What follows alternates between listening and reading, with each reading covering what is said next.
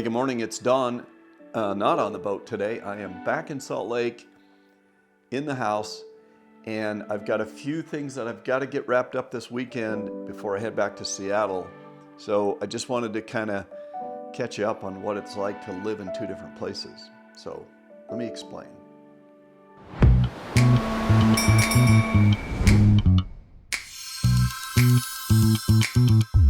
All right, well, what most people do, I think, when they kind of transition to their live-aboard boat is they sell the house and make the move, and they kind of never look back. Well, I'm unable to do that at this point in time. I'm living between both places. I have a business here in Salt Lake, and the boat's up in Seattle. So, you know, when I'm back in the house, I have to kind of start planning, okay, it's getting about time to head back north again. So what do I have to get done before I go? So there's all of the living things around here that need to be managed. I've got indoor plants. I've got some grass out in the backyard still, and a few flower beds out in the front. All of those need some attention. The grass needs to be mowed. There's a lot of grass growing up in my flower beds, which if I don't pull that out of there, it's going to be like 4 feet tall next time I'm here.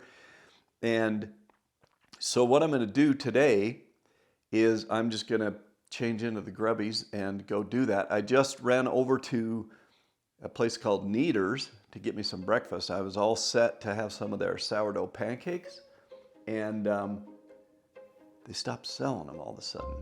I mean, the guy said, oh, we haven't sold them for a year now. I don't think it's been a year since I've been there. Maybe it has, but the day started out with some disappointment. So hopefully everything's going to be better from this point. But I am going to change into the grubbies, finish this cup of coffee, get a bunch of work done, and then it is a Formula One weekend.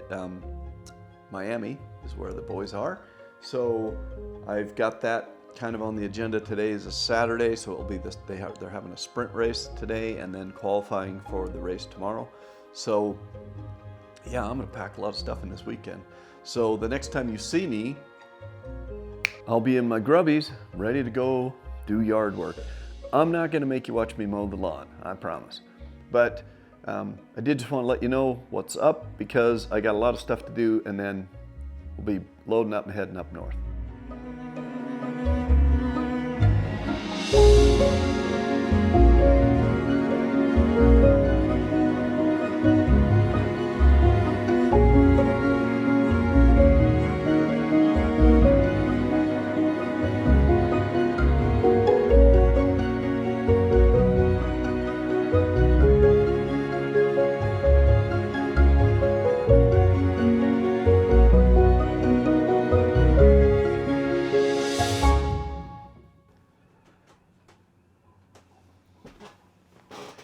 Well, just like that, the grass is mowed, the weeds are pulled. I have left Salt Lake. I'm back up here on the boat. So I got started on a project the other day trying to fix the deck washdown pump. And I put the new pump in, I hooked it up, water spraying all over the bilge down there. And so I had a fitting that goes on the pump that looks like this, and I have gone to the store and I got me some 3/4 inch tubing, which this fits into. And I was hopeful that I would be able to take the old tubing, which looks like 1/2 inch, pull that out of the boat and pull this new section in with it. That's not gonna fly. So what I'm gonna have to do is I'm gonna have to get me an adapter from 1/2 to 3/4 so that I can kind of marry these two together and get that fixed up. But I'm close to having that done. I just need one more trip over to the Lowe's or Home Depot or whatever to get some parts. I have also picked up some chain counter little indicators, so I'm going to drop the anchor up on the deck up there, or up on the dock, and measure out the lengths and place those little indicators on there. There's like 30 feet and 60 feet and 120 feet or whatever, so it shows you how much chain you've got out or how much road. And that's the plan so far for today. The boat needs a good wash because it's growing green stuff all over the place. And the seals have been down on the end of the finger pier over here on the starboard side of the boat. They get up there, they're better now than they were. They're not quite as many of them hanging out here, but they blow seal gunk all over the side of the boat. So the side of the boat's really nasty down there. So I've got a little bit of cleanup to do, a little bit of shopping to do to get a couple parts to get that thing fixed up.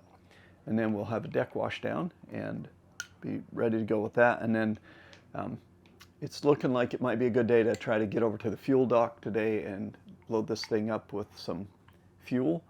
And then we'll see if we can't maybe go take a trip somewhere. All right, we are currently tied up at the fuel dock. $5.35 a gallon for diesel. We're gonna see how this goes. It's gonna hurt a little.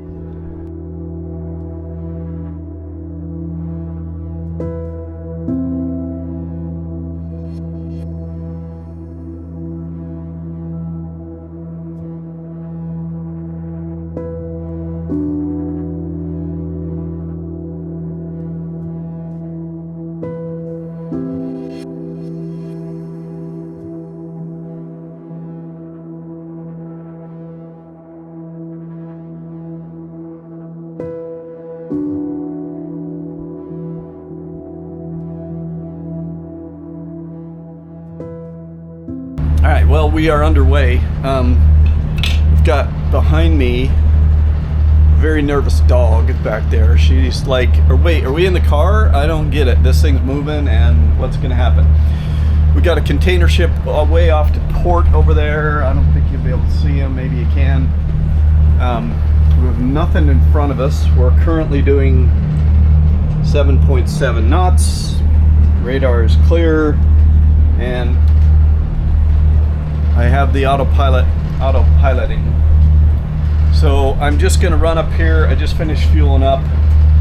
I'm gonna go for about another half hour or so and then work our way back. We still have a fair amount of projects to do, but I did want to get out and get a couple more times in and out of here. So pulling up the fuel dock was uneventful. It was calm as can be. We just drifted in there and that was easy. Getting out was easy. We only put about $800 worth of fuel in. I expected to put more in. I think we put about 80 gallons per side. So, go figure. I don't know. But I haven't gone down and checked the sight glasses yet. I will once we get docked back up and just see how we look. But yeah, smooth sailing so far.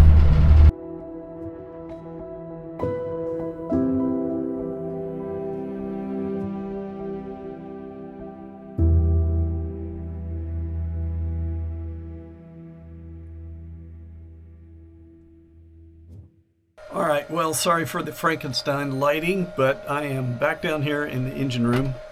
And as I pointed out earlier today, we did take our trip over to the fuel dock.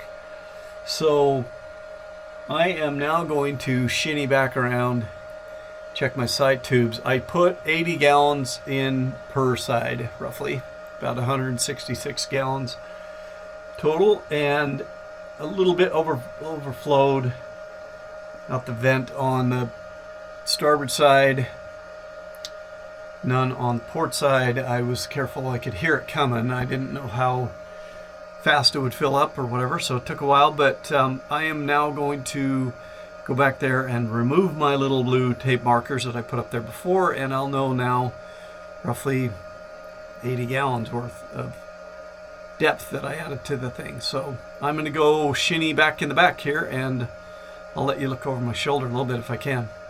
All right, so you can see we did not get totally full, but we're 80 gallons was about, I'd say, call it 8 inches maybe on that sight tube.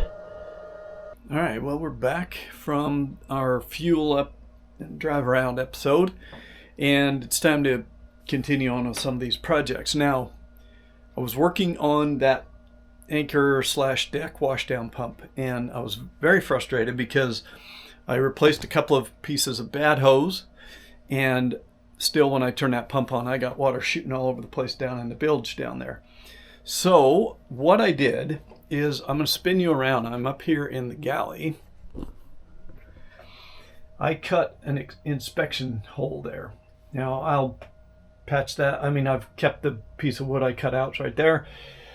I thought for sure, because I'm down here in the engine compartment below, this is effectively the roof of the engine compartment. So I'm down in there, I'm reaching up in the corner over there, following where that water's coming out of, and I was pretty convinced it had to be going through that passage there to go through. So I tapped on it. It was obviously empty.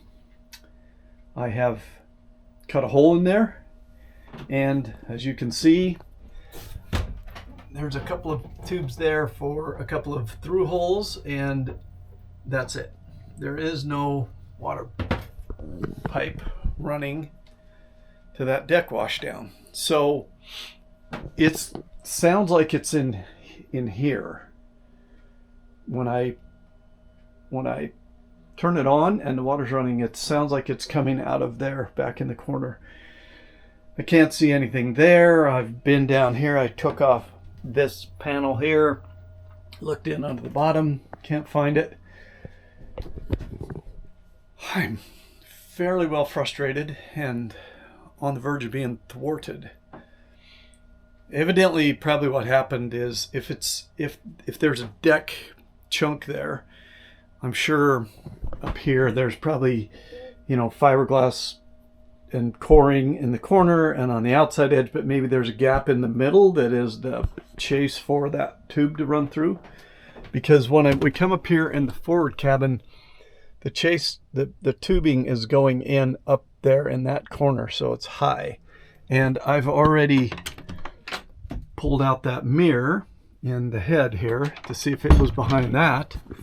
It is not. So it's almost got to be in that passage there, which basically means I'm not going to be able to fix that hose that's there. So that's on hold for now. I'll have to figure out what I'm going to do about that. So I will clean up my mess here. I lowered the galley table down. I can't seem to get it to go back up now. It unspun far enough to where it stopped kind of pulling it down. So I just think it's disengaged a little bit from the gear thing underneath there. So I'll fix that, get the galley table back up where it belongs, and probably about time to take a pass up to the dumpster. But then I think I'm gonna get back to my camera system. So I did chastise the boys over email that I bought that thing from, and I was just like, customer service is dismal here. And the guy got back to me. He's like, oh, you must have missed the other guy's email. Here's the IP address of the control unit by default, or here's what we set it to. He said a bunch of stuff that wasn't true. He said if we set the cameras to anything other than DHCP, we would have labeled the box with each camera with its IP address. I still have the boxes. In fact, I'm going to take pictures of the boxes, and I'm going to reply back to him and go, you know what? It would have been nice if you'd have done what you said you were going to do. A, have them set to DHCP, or B, put a label on them, proving to me or showing me that they had been set to an IP address, which would have saved me a bunch of time. They did neither. So I'm going to have to call some BS on that end. But he did tell me, again, they didn't send me any documentation. They didn't give me any further information, except he said, well, this is what the IP address of the control unit would be. And yes, indeed, you should see it boot up. So I'm going to clean up my mess here, put this away, and then tear back into that one more time. But if those guys, and I've asked them twice now, what about just returning this? And they're just not answering that question. So my guess is they don't think they have a return policy. So I am going to probably do a whole video on this camera system and go through all the steps I've gone through and see if I can A, get it working, or B, I'm going to let these guys have it on the internet. So, do your job is what I always say. Do what you say you're going to do. And if you didn't, then fix it. They're doing neither of those, so I'm going to have to light them up. But anyway, I got some work to do. I'll get on it. the ocean is coming into the boat. That's not the kind of thing that we want to have happen. So a long time ago, you saw me put a new bilge pump down in the bilge and a float switch on it. And I was sitting here last night and a couple times throughout the day. That thing kicked on, a bunch of water pumped out the side. So I got down in there this morning and did a little investigation. And it looks like the shaft seal for the starboard side prop back there is leaking a bit. Now, a little leak is fine, but I wiped off the thing and I could see after a minute or two a little track of water coming in. So it's not gushing in, but it's definitely leaking. So I'm going to go back. I've been down underneath there, looked as far as I could. I couldn't really get to the shaft seal, but there's got to be a way to get to it back in the main cabin floor. So let's go back there and have a look, shall we? All right, well, here we are, and I'm pretty sure there's an access panel right down underneath here because I can start to see the outline of it a little bit. When I get the light here, I can see a line there and there, so I think we got a panel right there. So let's find out if we do for sure. All right, well, yep, it appears we do. So here is where we get to the back of the shafts. So let's see what we got going on here. Well, that's not terribly helpful.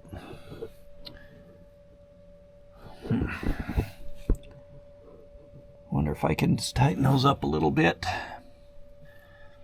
Get that leak to stop. It looks like we're supposed to have a little bit of water pumped through there to lubricate the thing when it's spinning, and then that would be our compression seal thing to seal it up. So I will go grab a wrench and we'll see how we are able to tighten that up a smidge and see if we can get the leak to calm down a little. I'm supposed to be working, but I'm suffering from an extreme lack of focus today. I'll tell you what the root of it is.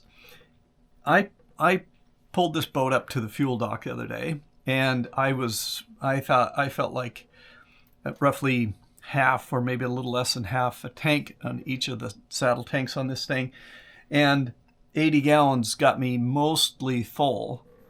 So that maybe I could have squeezed 100 gallons into each side, which would bring us to 200 gallons per side, which would bring us to a total of 400 gallons. And in the literature, when I bought this boat, it said it carried 600 gallons. I think I found a document upstairs in there's no manual for the boat, but there's a 3-ring binder that has a bunch of random stuff in there from the first owner, it looks like. And I believe in there, they mentioned 400 gallons. So my inquisitive technician mind started thinking, well, there ought to be a way to figure that out for sure, how much fuel we can carry. And given the fact that there's no fuel gauges other than those crappy sight tubes way at the back of the engine room, it would probably be very beneficial to know without a doubt how many gallons of fuel I can carry on the boat. And then as I start to roughly calculate out how many gallons per hour we consume underway, that will start to help me come up with my workable range.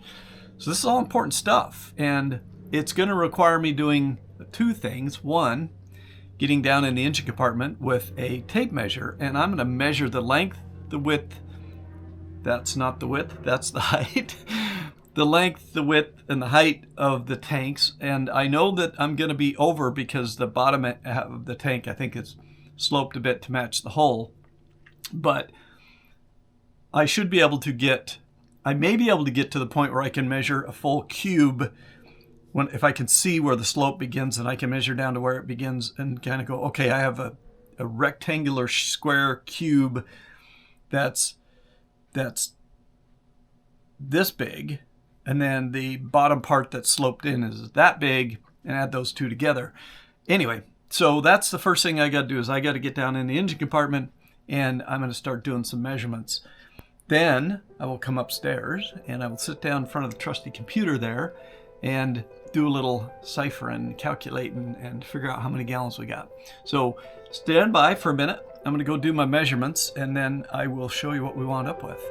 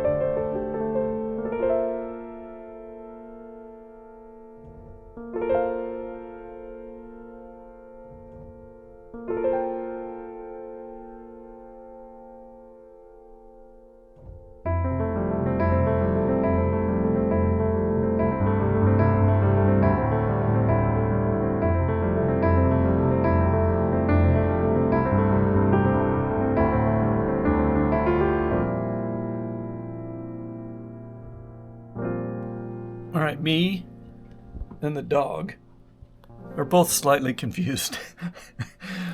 So I went down in there and I measured this thing out, and I came up with a maximum length of 81 inches, a height of 27, and a width of 30. Now that was based on the very back of the tank on the starboard side. I could actually see better the tank. It does have some heat shielding around the front and the sides. So I just plugged those into this website called Calculator Soup here, and I rounded down to 80 inches, 30 inches, and 27. So 80 long, 30 wide, 27 high, and I came up with US gallons 280.52. So assuming I might be off a little bit on my maximum length, let's say maybe we say it's 78 inches long. If I calculate that, I get 273 gallons. So I'm going to call it 280 gallons per side, because it does look like the one I looked at on the starboard side is just a square box. It doesn't look like it does slope in at the bottom. So 280 times 2, by my math, is 560 gallons. Not 600, not 400. So again, I saw something in the documentation somewhere where it mentioned 400 gallons, and I'm sure it said 600 when I was buying the thing. And I think probably also in the surveyor's report, I think it said 600 gallons. So confusion reigns, and I'm not sure. I mean, I'm going to call it 500 gallons, I guess, probably for working capacity, because that would be, 500 gallons, we'd be out, basically, essentially. If we've got 560 gallons, that would be, we might be able to squeak into a harbor, running on empty, but I'm going to call it no more than 400 to 500 working gallons of capacity for traveling. So that'll be my number that I use. But yeah, didn't come up with what I thought. I thought I'd either be like pretty close to the 600 number or pretty close to the 400 number. I'm closer to 600 than 400, but if anything, I might be, I'm doing the outside thickness measurements, which is not taking into account the thickness of the tank walls, and I have no idea how thick those are, but let's assume they're maybe a quarter of an inch. Then that's a half an inch off the thing. So if anything, we're a little bit bigger than we need to be, than we really are with the measurements I'm putting in. So yeah, I'm not exactly sure what we got, but I think I'm closing in on a working range here. All right, well, it seems like no matter where you live, the locals always give you that nonsense about if you don't like the weather, just wait for a minute and it will change. But the weather is certainly changing. When I first got up here to Seattle, it was calm as could be and sunny. It is now the opposite of that, cloudy and windy. I don't know if you'll be able to see it, but we do have a cruise ship going. You can just see over the breakwater out there, heading up to Alaska, it looks like. I've done that cruise once, and That's when I fell in love with the Inside Passage. So anyway, it's probably time to put a wrapper on this and get it ready to go. The next time you see me, I can't really predict right now where I'll be. I'm toying with the idea of going over to Montana on my way back to Salt Lake. My parents are still there in Montana and haven't visited them for a while. But I'll be somewhere and you'll be able to see where I'm at next time I show you where I'm at. So for now, thanks for watching and I'll catch you next time around.